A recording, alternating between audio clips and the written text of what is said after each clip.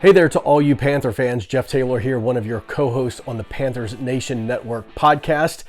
Happy Friday to you. So the big news out of the NFL this morning is that J.J. Watt went to the McNairs, the owners of the Houston Texans, and requested that he be released. And it appears now that both sides have mutually agreed that that is what's going to happen.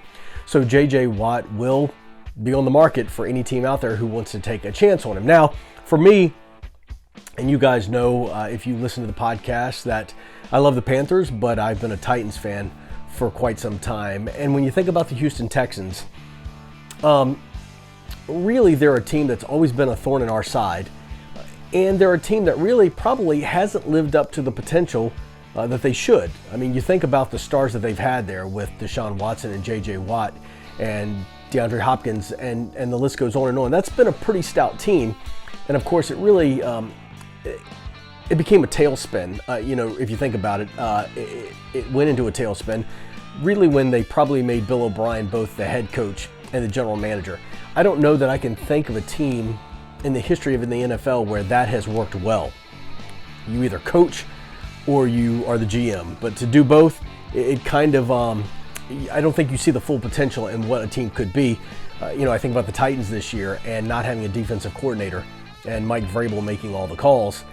Didn't work out real well, and we saw how that defense played. So, as for J.J. Watt, that name is synonymous with the Houston Texans. He has been there for, I think, 10 seasons, since he was drafted. And let's face it, he has been one of the more dominant forces on that side of the football since, giving his heart and soul every single time, every single play. He has been a dominant force on the defensive side of the football for the Texans. But now there'll be a new chapter written. And really, it'll be interesting to see how the Texans recover from that. Because number one, with him gone, that there's their defensive side of the ball. DeAndre Hopkins, we saw what happened to their offense somewhat. Deshaun Watson having to carry that. So we'll see what happens with that team. It's going to be an interesting offseason for them. But now that you've lost the mainstay on that side of the ball, who knows? So let's think about it this way. I've already read some articles about where J.J. Watt could end up. And really, I've seen three teams that they've talked about in terms of the articles that I've read. The first has been the Pittsburgh Steelers. And that would be interesting because then you would have every Watt brother playing on the same team. We know what the defense is like in Pittsburgh. It's stellar this year. There's no question about that. Bud Dupree, however, got hurt. I do believe he is up for free agency, so he could up and leave the Steelers, so you could kind of see J.J. Watt filling in there. Another one I saw was the Raiders, which is kind of interesting because, I don't know. That's kind of a weird spot. I'm not even sure why that was mentioned. They could use some help on the defensive side of the ball. And then I have read, that the Tennessee Titans should go grab him. And, they had Jadeveon Clowney, but he got injured. So, I don't know, Vrabel would be a good fit maybe. We would see. But the one team that I haven't really heard anything about in terms of where he might go would be, in fact, the Carolina Panthers. And as I got to thinking about it, he would be a good fit. Let's face it. And I think he brings a lot of things to the table. Even though he's been in the league for 10 years, can he still get the job done? Yes. Can he still be an impactful player? Absolutely. But I think the interesting part, if you're a Panthers fan, if you brought in J.J. Watt, would be, to me, it would be the leadership value. I mean, let's face it, last year in the draft, all 7 picks were on the defensive side of the ball. And so to bring in somebody like that, as I think about their roster, you really don't have that core leader anymore, if you ask me. I know Brian Burns has kind of stepped up to the plate a little bit, and you've got some other players. We had, Thomas Davis, Luke Kuechly. We've always had Julius Peppers. We've always had that kind of key defensive leader to kind of get everybody fired up. And I think J.J. Watt would be a perfect fit. Two things that bother me when we talk about J.J. Watt, though. Like I said, 10 years in the league. I think he'd bring a lot to the table, and I think Carolina would be an interesting fit for him. My biggest concern right now would be the health. Now, in the last 5 seasons, he's only played the full season in 2 of those. The other 3, he was hurt. And, when you talk about 10 years in the league, the double teams, the triple teams that he's taken on, and the injuries that he's had, is he the same impactful player that he was? And when you get to this age in the NFL, and they've been in the league for 10 years, 12 years, whatever, that concept of how healthy are they has got to be a question. I mean, you got to think about it. Now, granted, he did play all of last season, all 16 games. I do believe he had 7 sacks on the season. I don't think that people were going, wow, we've got to, really look at this guy. When you talk about game planning, I just don't know that he's the J.J. Watt of old.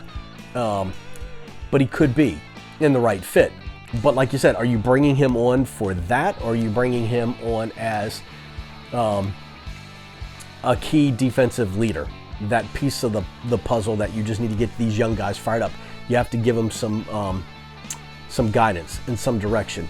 And while, Phil Snow did a great job on the defensive side of the ball, having that person out on the field, I think is huge. So I think he'd be great like that. My main concern, though, really is the health.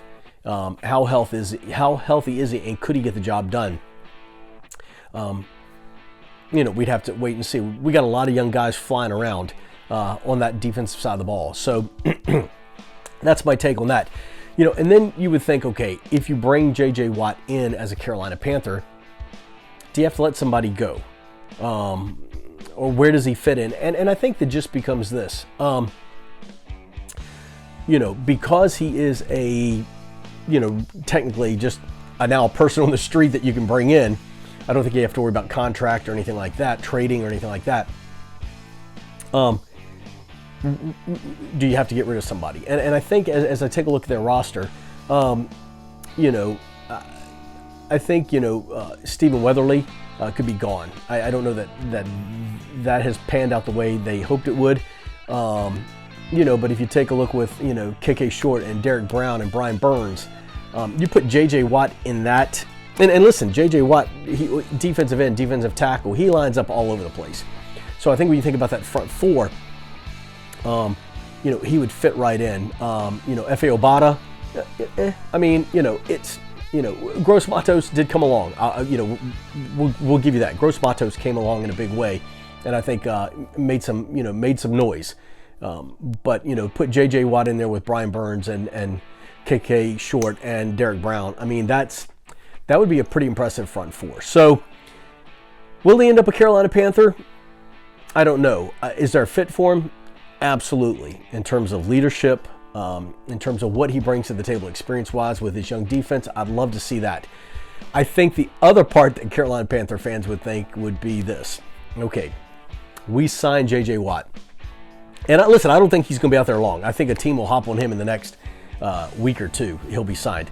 The question becomes this. If you, and you guys know where I'm going, if you get J.J. Watt to join the Carolina Panthers, does that pull in Deshaun Watson a little bit more? Do you talk a little bit more about, about can he lure, wherever he goes, can he lure Deshaun Watson there? If he ended up with the Titans or the Raiders or the Steelers, obviously Deshaun Watson's out of the conversation there. But here in Carolina, you get him on the Panthers squad. Could he pull Deshaun that away? And I think the answer to that would be yes. And listen, I think Deshaun Watson in his mind has Carolina in the conversation because of the connection to where he went to college. We won't mention that team, but I think that could he pull Deshaun here? And I think that the answer to that is yes. Listen, the Houston Texans are just, I don't even know where to begin with them anymore. All the decisions they've made, it's like they've just blown that entire organization up, and they've really become the Jacksonville Jaguars, if you ask me. The AFC South has gone from a division that, listen, had some pretty stout teams to now, Phillip Rivers gone in Indianapolis. Who, could Deshaun end up in Indianapolis? I don't know. Obviously Jacksonville, will probably get Trevor Lawrence. And now the Texans are just this, they've just blown everything up. So, that division is going to be interesting. But as for where we're going to end up, so let's end up the conversation here. Could J.J. Watt come to Carolina? Absolutely. Would he be a good fit? Absolutely. Do we have to make any big moves to get him? No. Do we need to cut anybody? I don't think so. I don't know if we need to, mess with any money or anything like that. I think J.J. Watt would probably want to come to a place now where he can play football. Does he want to go to a Super Bowl contender? Yes, I would think so. But with that being said, is Carolina there? I doubt it unless the quarterback situation comes about where we get Deshaun Watson. So I think if I'm, if I'm Matt Rule, I'm thinking, okay, let me get this kid in, let me get him signed, and then we'll make the push for Deshaun Watson. That's where I think it stands. So right now, if I had to give it a percentage, as we talk about J.J. Watt and his being, him parting ways with the Texans as of today, 50-50. I think the Panthers could get him. I think they may not get him. We'll have to wait and see. But some team out there will take a chance on him and see, how much he has in the tank after 10 years and playing only, 2 full seasons in the last 5 seasons. We'll just have to wait and see. But of course, stick with us here on the Panthers Nation Network. We will keep you up to date through our social media, through our podcast. We'll keep you up to date on what's going on as best we can, and we'll see what happens. Until then, all you Panther fans out there, keep pounding.